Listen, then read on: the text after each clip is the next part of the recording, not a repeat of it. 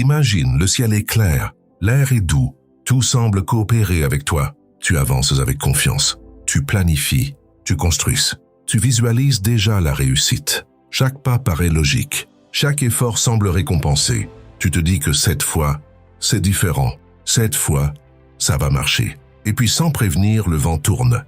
Pas doucement, pas progressivement, brutalement. Un problème financier surgit comme un orage sec. Une trahison te frappe, là où tu étais vulnérable. Un projet dans lequel tu as mis ton énergie, ton cœur, ton espoir, s'effondre. Une opportunité disparaît. Un message que tu attendais ne vient jamais. Le silence devient lourd. Et à cet instant précis, une question se glisse en toi. Pas « pourquoi moi ?» Pas « qui est-ce responsable ?» Mais « qui suis-je quand ça m'arrive ?» Voilà la vraie question. Un jour, Jim Rohn a posé une interrogation qui dérange profondément. Quelle est votre attitude quand les choses vont mal? Parce que c'est là que tout se révèle. Quand tout va bien, il est facile d'être positif. Quand l'argent entre, quand les gens applaudissent, quand les projets avancent, tout le monde se sent fort. Tout le monde parle de discipline. Tout le monde parle de foi. Tout le monde parle de vision. Mais quand ça va mal, quand le téléphone ne sonne plus, quand le compte bancaire se vide, quand les critiques remplacent les encouragements, quand les portes se ferment, alors là, le masque tombe. C'est dans l'adversité que ton identité réelle apparaît. Parce que la difficulté agit comme un miroir grossissant. Elle amplifie ce qui est déjà en toi. Si tu es fragile intérieurement, la pression te brise. Si tu es solide intérieurement, la pression te forge. C'est comme le feu. Le feu détruit le papier, mais il renforce l'acier. La question n'est donc pas « pourquoi le feu existe-t-il » La question est « de quoi suis-je fait ?» Quand les choses vont mal, 3 réactions sont possibles. La première, la réaction instinctive. La plainte, la colère, la victimisation. On accuse, on critique, on se replie, on dit que le monde est injuste, et peut-être qu'il l'est parfois. Mais cette posture te donne un soulagement temporaire et un pouvoir zéro. La deuxième réaction, la fuite. On abandonne, on réduit ses ambitions, on se convainc que rêver était une erreur, on choisit la sécurité plutôt que la croissance. C'est confortable, mais c'est une lente érosion de l'âme. Et puis il y a la troisième réaction, la plus rare, la plus difficile, la plus puissante. Celle qui dit « Très bien, c'est dur, mais je vais devenir plus grand que ça ». Cette attitude ne nie pas la douleur. Elle ne fait pas semblant que tout va bien. Elle regarde la réalité en face et décide quand même de rester debout. C'est ça, la maturité émotionnelle. Comprendre que la vie n'est pas là pour te flatter. Elle est là pour te façonner. Chaque difficulté est un test d'identité, pas un test de talent, pas un test de chance, un test d'attitude. Quand ton projet échoue, tu peux te dire « je suis nul » ou tu peux te dire « j'ai appris ». Quand quelqu'un te trahit, tu peux conclure « on ne peut faire confiance à personne ». Ou tu peux décider « je vais devenir plus lucide ». Quand l'argent manque, tu peux sombrer dans la peur ou tu peux développer des compétences nouvelles. La douleur n'est pas le problème. La signification que tu lui donnes, voilà le vrai tournant. Les choses vont mal pour tout le monde à un moment ou un autre. Même les personnes que tu admires, même celles qui semblent invincibles. La différence n'est pas l'absence de tempête. La différence, c'est la posture dans la tempête. Regarde un arbre pendant l'orage. S'il est rigide, il casse. S'il est souple, il plie. Mais il reste enraciné. L'attitude, c'est cette souplesse intérieure. C'est la capacité à dire « je n'ai pas choisi cette situation, mais je choisis ma réponse ». Et ce choix est plus puissant que les circonstances, parce que ton attitude aujourd'hui construit ton caractère de demain. Chaque fois que tu refuses de céder à l'amertume, tu renforces ton identité. Chaque fois que tu restes digne dans la difficulté, tu t'élèves. Chaque fois que tu choisis l'apprentissage au lieu de la plainte, tu grandis. La plupart des gens veulent changer leurs résultats. Peu sont prêts à changer leur attitude quand ça fait mal. Mais c'est exactement là que la transformation commence. Quand les choses vont mal, est-ce que tu deviens plus amer ou plus sage? Est-ce que tu te refermes ou tu t'élargis? Est-ce que tu cherches un coupable ou une leçon? Voilà le vrai terrain de jeu, pas à l'extérieur. À l'intérieur, parce que le monde peut te retirer un projet, il peut te retirer de l'argent, il peut même te retirer des relations, mais il ne peut pas te retirer ton attitude. Sage, c'est ton territoire, et si tu apprends à maîtriser ce territoire, alors les tempêtes ne seront plus des fins. Elles deviendront des passages. Et peut-être que la vraie question n'est pas « pourquoi ça va mal ?» mais « qui suis-je en train de devenir à travers ça ?» Alors dis-moi, quand les choses vont mal, qui décides-tu d'être? La difficulté ne crée pas ton caractère, elle le révèle. C'est comme presser une orange. La pression ne crée pas le jus, elle révèle ce qu'il y avait déjà à l'intérieur. La vie fonctionne comme les saisons. L'hiver ne te demande pas ton autorisation avant d'arriver. La pluie ne négocie pas, elle tombe. C'est tout. Alors pourquoi sommes-nous surpris quand l'hiver entre dans notre vie? Perte, retard, échec, fatigue, rejet. On agit comme si ça ne devait jamais arriver. Comme si le succès devait être un été permanent. Comme si la croissance pouvait exister sans friction. Mais regarde bien la nature. L'été montre les fruits. L'hiver construit les racines. La croissance visible se fait en surface. La croissance décisive se fait dans l'invisible. Le bambou est un exemple fascinant. Pendant des années, rien ne sort du sol. On arrose, on attend. En doute, on pourrait croire qu'il ne se passe rien. Mais sous terre, le réseau de racines s'étend. Il se densifie. Il s'ancre. Il se prépare. Puis un jour, il surgit. Et il pousse à une vitesse impressionnante. Ce qui semble soudain est en réalité le résultat d'un long travail silencieux. Quand les choses vont mal dans ta vie, peut-être que tu es dans ta phase racinaire, invisible, incomprise, sous-estimée. Et c'est précisément là que tout se joue. La première attitude puissante dans la difficulté, c'est l'acceptation intelligente. Pas la résignation, pas le fatalisme, pas ce soupir lourd qui dit « de toute façon, je n'ai pas le choix ». Non. L'acceptation lucide dit « ceci fait partie du processus ». Même si je ne comprends pas encore comment, cette posture change tout, parce que tant que tu refuses la réalité, tu gaspilles ton énergie à lutter contre ce qui est déjà là. C'est comme essayer d'arrêter la pluie avec tes mains.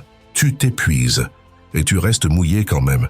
Mais le jour où tu acceptes qu'il pleut, tu cherches un abri, où tu apprends à marcher sous la pluie. À partir de ce moment, tu récupères ton pouvoir. Beaucoup de gens, quand ça va mal, tombent dans un piège subtil mais dangereux, la plainte chronique.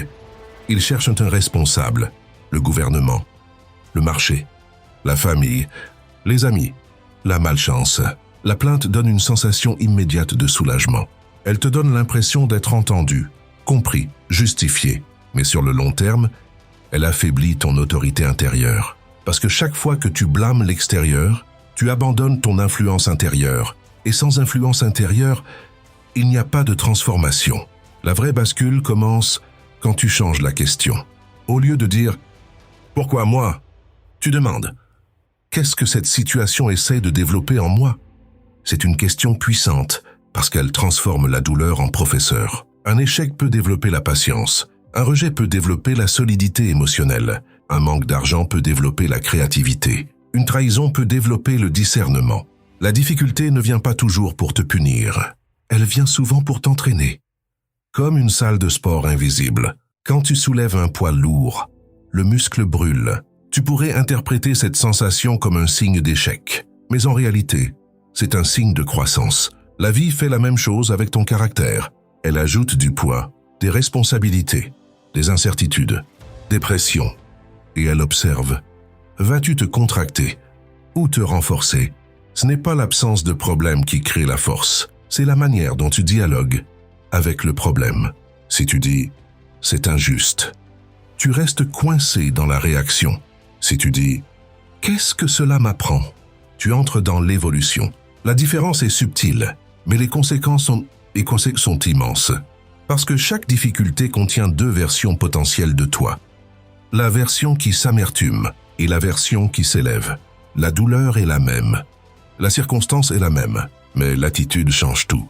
Accepter intelligemment ne signifie pas aimer la situation. Cela signifie reconnaître qu'elle est réelle et décider de l'utiliser. C'est là que se construit la maturité. Pas quand tout va bien, pas quand les applaudissements sont là, mais quand personne ne regarde, quand tu choisis la discipline au lieu du découragement, quand tu choisis l'apprentissage au lieu de la victimisation, quand tu choisis la responsabilité au lieu de l'accusation. C'est dans ces moments-là que ton caractère se révèle pleinement.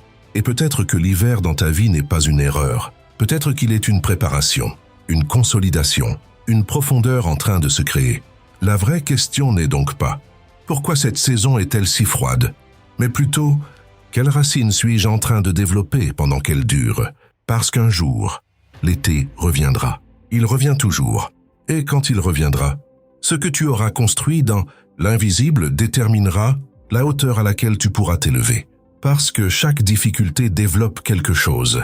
La patience, la résilience, la discipline, la stratégie, la maturité, la pression ne détruit pas le diamant. Elle le crée.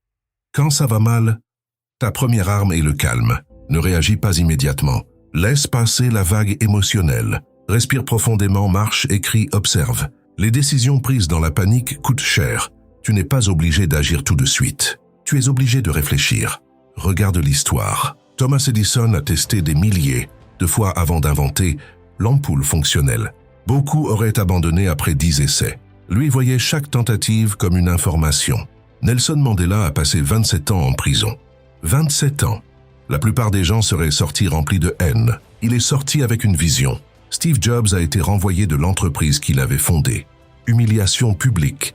Pourtant, il dira plus tard que ce fut l'un des meilleurs événements de sa vie, car cela l'a forcé à se réinventer. La différence n'était pas l'absence de difficultés, c'était leur interprétation. Un échec peut être un mur ou un tremplin, tout dépend de ton attitude. Quand les choses vont mal, adopte la responsabilité totale. Même si tu n'es pas responsable de tout ce qui arrive, tu es responsable de ta réponse. Et ta réponse détermine la suite. Responsabilité signifie pouvoir. Victimisation signifie impuissance. Ensuite, développe la discipline émotionnelle. Tu as le droit d'être déçu. Tu as le droit d'être fatigué. Tu as le droit d'être triste. Mais tu n'as pas le droit de rester bloqué. L'émotion est une vague. Elle monte, elle descend. Ne construis pas une maison dedans. Adopte une vision long terme. Une mauvaise journée n'est pas une mauvaise vie. Un échec n'est pas une identité. Si tu regardes ta vie comme un film de 2 heures, cette difficulté est peut-être une scène de tension. Mais elle n'est pas la fin. Quand tout va mal, pose-toi 3 questions simples. Qu'est-ce que j'ai appris? Qu'est-ce que je dois ajuster? Quelle action concrète puis-je prendre aujourd'hui? Pas demain. Pas quand je me sentirai mieux. Aujourd'hui. Même petite. Surtout petite. Parce que le mouvement crée l'élan. Quand tout semble s'effondrer, réduis la taille du combat. Si ton projet complet te semble écrasant, fais un seul appel. Écris une seule page. Prends un seul rendez-vous. Un pas, puis un autre. C'est comme marcher dans le brouillard. Tu ne vois pas tout le chemin, mais tu vois le prochain pas. Et c'est suffisant. Change aussi ton langage intérieur. Les mots que tu te répètes deviennent ta réalité. Au lieu de dire « je suis nul », dis « je suis en train d'apprendre ». Au lieu de dire « tout est foutu », dis « c'est difficile mais temporaire ». Les mots programment ton esprit, renforcent ton corps. Ça peut paraître simple, mais c'est puissant. Marche, fais du sport, respire profondément. Un corps faible amplifie les pensées négatives. Un corps énergique soutient la résilience. Et puis il y a une vérité plus profonde. La difficulté est un filtre. Elle élimine les engagements faibles. Quand tout va mal, tu découvres si ton rêve est un caprice ou une conviction. Si tu abandonnes dès la première tempête, peut-être que tu ne voulais pas vraiment ce sommet. Mais si malgré la fatigue, malgré les critiques, malgré les obstacles, tu continues, alors ton rêve commence à devenir une mission. Et la mission change tout. Beaucoup de grandes vocations naissent dans la douleur.